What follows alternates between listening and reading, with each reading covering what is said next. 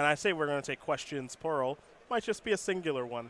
Patrick, a question for you fine gentlemen. Is the reserve list a problem for Magic in the long run?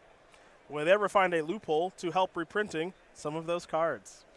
No, and probably not. Okay. I think they have dipped their toes in the water to see. My understanding is they dipped their toes in the water a few times to see if they can work around this. Okay. And people are ready. Like, the reserve list is perceived as being like a legally binding obligation, both from certain parties in the Magic community and Wizards of the Coast themselves. Okay. If you were starting over, if you could get rid of it, I think you would.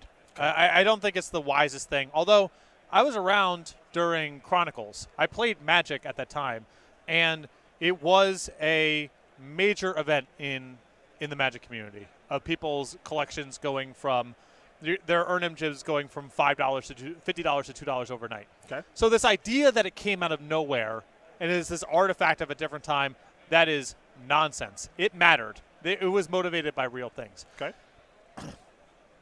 And when we're talking about the reserve list in terms of playing Magic, people talk about, I want to play Magic, and the reserve list is preventing me from doing that. That's not true. It's preventing you from playing very specific formats in a tournament setting. Nothing legal in Modern or Standard is on the reserve list. True.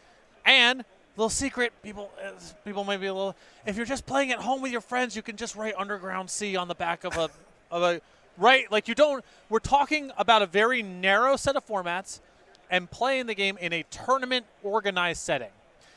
I do not feel like it's an obligation for people to have that right. Also, people are priced out of the form of various formats all the time. There are people who are passionate about Magic right now who cannot afford to play Standard. It's true. So this idea that there's a line in absolute terms of what cards should cost, it feels to me like when it gets argued, it's basically like, I want it to cost about what I can afford, personally. That's what the right line is. So Underground Sea now is what? Let's call it $500. I don't know what it is on that. Sure. Just for argument's sake, let's say it's $500. Tell me the number that would make this an acceptable state of affairs for you. And if we say cut it in half, which would be a pretty dramatic amount of printing, guess what? A couple years ago, it was half that, and people were still complaining about the reserve list doing this to this card.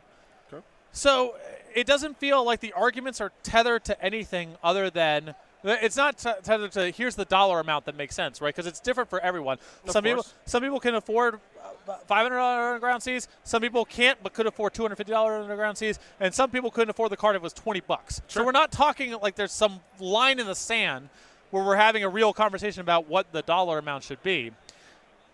And so it just feels like people are generally mad that the cards keep going up in value. I think there is a lot of value in people's collections at holding value or going up over time. It communicates to people, feel free to spend a lot of money on this, which people do, because everything's basically fine. Your investment is worth it. Your investment is worth it. And Standard is well known. There's rotations and all that kind of stuff. There's more of an expectation that cards will be expensive and then be less so as they near the rotation. That is part of what you're signing up for. But I think it's good to say, the cards that are 20 years old and you can't play in tournaments very much anymore, some of them, they aren't worth very much money, but some of them actually do hold their value. Some of them do much better than holding your value. Mm-hmm. So you should feel, it creates this atmosphere where people should feel generally confident about spending money on Magic cards and not stressing out all the time about what's happening to the value of their collection. There's all these benefits that come along with having this policy in place, the way that it is now, that are largely invisible. And I understand the frustration of, I don't own Underground Sea. Maybe someday I would like to, and it just keeps feeling further and further away. Mm-hmm. And I'm not saying that's nothing, but there were plenty of opportunities to get it at a lower price.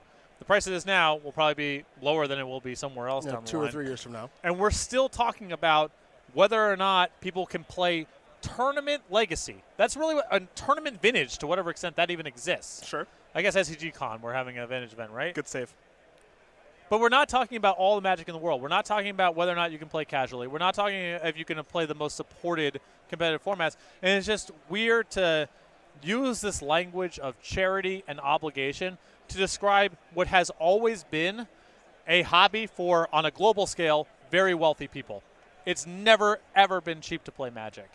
And I think there is value in when people are expected to outlay the amount of money they are on these cards, packs or whatever they are, $4, and there's mythic rares, which drive like the ceiling on what cards can be worth. Like what's a Karn worth these days? That's $60-ish dollars. What's a Teferi worth these days? I think there is value in preserving the sense that people can pour money into this thing and not take a bath when Wizards feels that it's profitable to turn on the faucet on whatever the card is. Sure. So, I understand the frustration. If you were starting over, I would not do it. But we're here now, and I want an argument that is in concrete terms. Tell me the dollar amount you think the Abyss should be. Tell me, and if your line is, this is what is affordable to me personally, and that's where I want the line to be, then I don't want to hear it. Yeah, that doesn't work. That's not an argument. That's an opinion. Absolutely, that's a selfish way of framing it.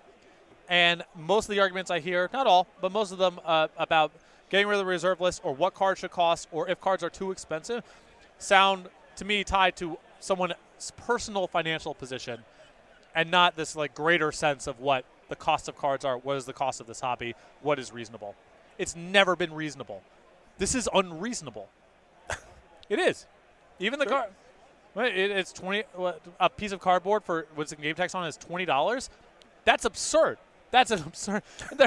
Right? Just in like general terms. I want to pull that back, right? It's a card with a art of an angel on it and some rules text and some numbers, and it is $25. That's absurd. Describing it to a person who is not invested in Magic doesn't make any sense, right? Yeah. So let's try to have a conversation. Tell me the number. Give me a number and give me what Wizards should do to hit that number and to have it never deviate from that number, and then we can have a real conversation. In the meantime, it just feels like people are upset that the things they don't own and maybe would want to own are more expensive than maybe they would like it to be. Fair enough. I want to make sure I get this right. Thanks, Jason.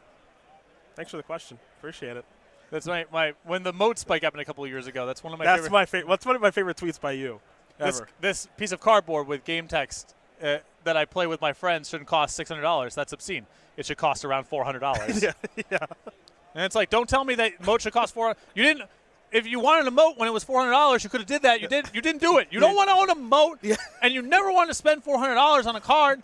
You're just mad about this like generalized sense that the cards are becoming more expensive. That they're who's mad? Them or you? Who's mad? I'm not mad. I'm not mad because I'm not mad because I would buy a moat if I wanted one and shrug my shoulders and not care if I didn't want to or couldn't afford it. Fair enough.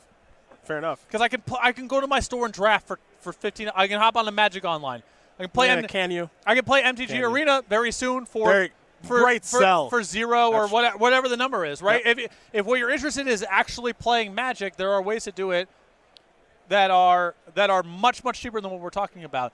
So if your sense of like what is fun about Magic is having underground seas and moats in play, that's the only way you can have fun. I would say your expectations are unreasonable. I would not argue. Tell me the number. Tell me. I'm not kidding. Tweet at him. Tell me the number. What's the dollar amount that you think the card should be? I can't even answer. I can't even hope to answer. Because it's nonsense. That's why there's no answer.